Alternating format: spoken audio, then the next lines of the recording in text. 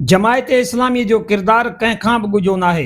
MQM तिर्ज़ जहिड़ी हीअ party माज़ीअ में बि वॾी बदनाम रही आहे। अल बदर ऐं अल शम्स तंज़ीमूं जमायत इस्लामी जी शागिर्द विंग इस्लामी जमहूरियत तुलबा क़ाइमु कयूं वयूं, जिन ते बंगाली क़ौम परस्तनि, दानिशवरनि, सहाफ़िन ऐं हिंदुनि जे क़त्लेआम, अगवा ऐं इंसानी हक़नि जी सख़्त लताड़ जा संगीन इल्ज़ाम आहिनि। दिसंबर 1971 में ढाका जे सुकूत खां कुझु ॾींहं अॻु सवें बंगाली दानिशवरनि ऐं प्रोफेसरनि खे निशानो बणाए क़त्ल कयो वियो, जंहिं जो ज़िम्मेवार बांग्लादेश में अल बदर खे करार ॾिनो वियो। जमायत इस्लामी जो हमेशह उहो मौक़ुफ़ रहियो आहे त उहे पाकिस्तान जी सलामती ऐं हिकजहिड़ाई लाइ विढ़ंदा रहिया ऐं मथनि लॻल क़त्लेआम जा इल्ज़ाम सियासी इंतकाम ते ॿधल आहिनि। बांग्लादेश में क़ाइमु कयल तकरारी जंगी दोहनि जी अदालत पारां जमायत जे केतिरनि ई अॻवाननि जहिड़ो कि मुतियुर रहमान निज़ामी, अली अहसन मुजाहिद खे उन बुनियाद ते फाही ॾिनी वई। 1970 जे ॾहाके जे आख़िर में जनरल ज़ियाउल हक़ पारां ज़ुल्फ़िकार अली भुट्टो जी हुकूमत जो तख़्तो ऊंधो करण खां पोइ जमायत इस्लामी जो किरदार सियासत में तमामु घणो तब्दील थियो ऐं ही ज़िया जी हिमायत में मैदान ते लही पिया। जमायत इस्लामी जनरल ज़ियाउल हक़ जे मार्शला दौर जी शुराती सालनि में हुकूमत जो हिसो बणिजी वई ऐं उन जी काबीना में विज़ारत उहिदा पिणु हासिल कया। मथनि तनक़ीद कई वेंदी आहे त जमहूरियत जी दावेदार हुजण बावजूदि खेनि हिकु आमरियत जो साथ ॾिनो।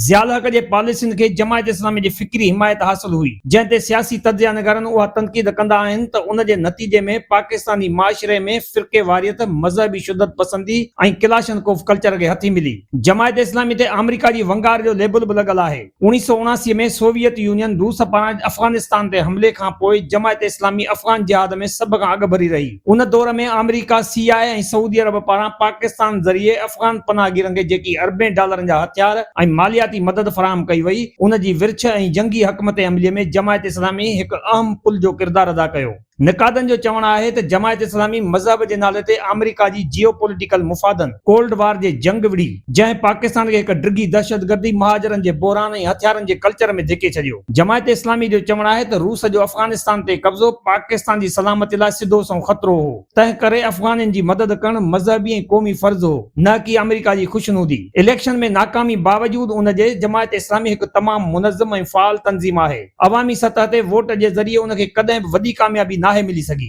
यूनिवर्सिटियुनि में तशद्दुद पसंदी, इस्लामी जुमियत तुलबा ते पाकिस्तान जे वॾनि तइलीमी इदारनि जहिड़ो कि पंजाब यूनिवर्सिटी ऐं कराची यूनिवर्सिटी में मुख़ालिफ़ शागिर्द तंज़ीमुनि ऐं प्रोफेसरनि ते तशद्दुद करण ऐं इल्मी माहौल ख़राब करण जा सख़्त इल्ज़ाम लॻंदा रहिया आहिनि। हिन जमायत ते बांग्लादेश में पाबंदियूं लॻियूं आहिनि, पर हिते अहिड़ियूं पाबंदियूं कॾहिं थियूं लॻनि, उहो सवाल हुकूमत अॻियां अॼु बि जवाब घुरी रहियो आहे।